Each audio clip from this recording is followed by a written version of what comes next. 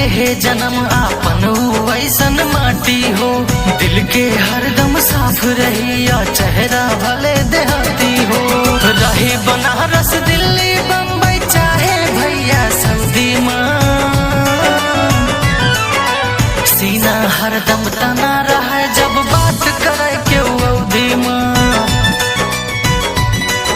सीना हरदम तना रहा जब बात करे के अवधि माँ।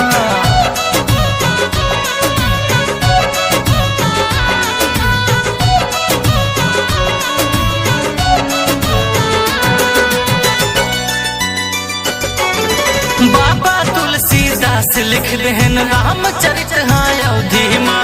नदिया के पार सिनेमा सबसे बड़ा हिट हाँ अवधि माँ।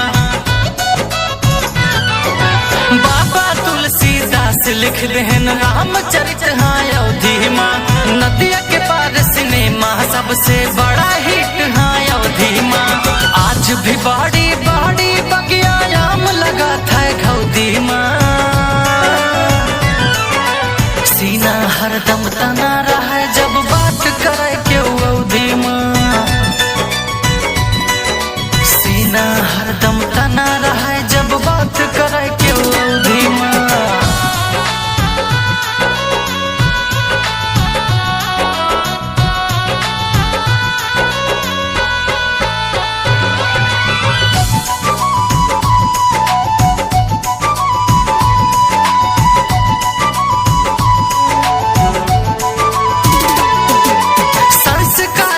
कूट कूट के रहा था अपने खून में। चंदा का भी मामा का हाथ लड़काए रात के जून में। संस्कार हाँ कूट कूट के रहा था अपने खून में। चंदा का भी मामा का हाथ लड़काए रात के जून में। गैया भैंसिया जहाँ पर चरा खाती आ जाओ हौदी माँ। सीना हरदम तना रहा जब बात करे के अवधि माँ।